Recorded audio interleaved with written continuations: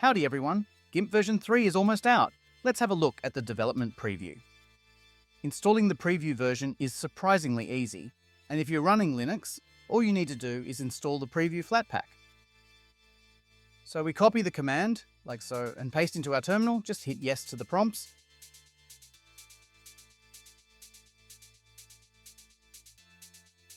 And by the magic of editing, we are up and running. And boy, that's an interesting splash screen. Righto, so one of the new improvements in version 3 is a welcome screen. There are a few tabs to it. The first one is just some information on the Gimp project. The next one is personalize, which seems to be about picking a theme and other appearance settings. Now this will actually be useful. A lot of new users to Gimp don't really update its themes, which can improve its otherwise confusing UI.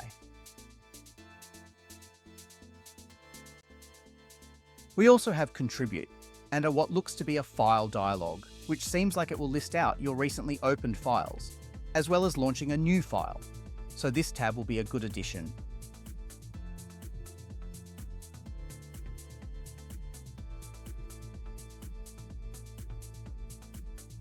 Okay, so let's go into preferences. Another upgrade that's been done is to how theming works, specifically theming variations.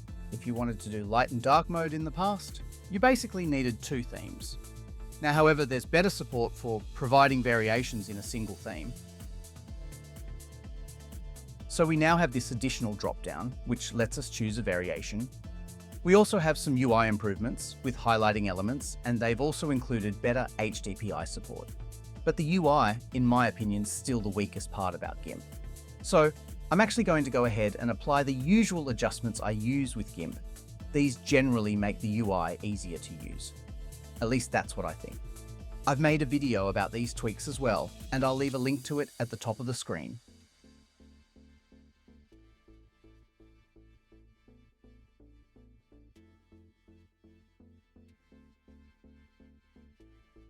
Space Invasion is the codename the Gimp team has given to major improvements that has been made to how it handles color space. Gimp uses two libraries to manage color correctness, and they've put a lot of work into version 3 to ensure that a selected color space is maintained better across file formats and processors. This is probably something most casual Gimp users won't notice, but is definitely a major improvement. So the next V3 improvement is auto-expanding layers. Don't worry if you don't know what that is. In reality, it's quite a popular requested feature. Let me set up the stage just a bit before we go over this. Let's say you have two layers on the stage, and one is the one you are drawing on. So for example, think white canvas area, that's in the foreground. Now in V2, if you went off the edge of the layer, the line or brushstroke would basically end, like so.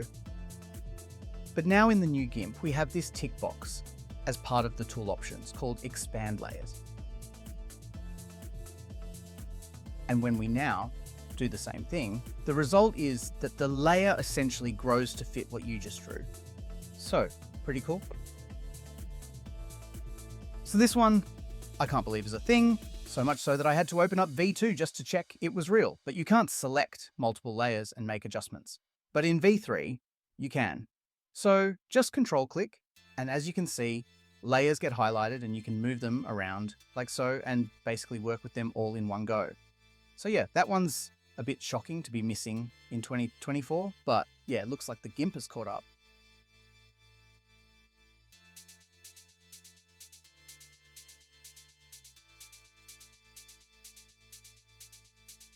And last but definitely not least is non-destructive layer effects.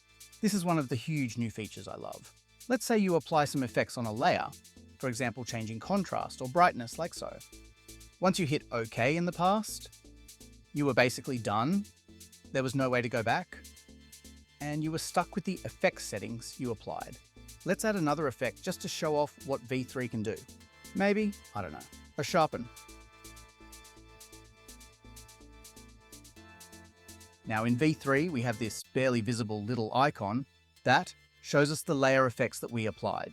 So we can now toggle an effect off, or even move the order it is applied around.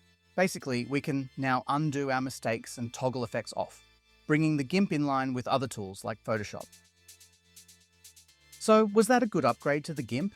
There's a lot to love with this update, even things I've not gone over like extensibility and better support for tablet devices.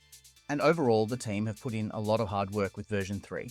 I had really hoped that some usability improvements had been made. Things look good, but could be better. Anyway guys, don't forget to like and subscribe. Until next time,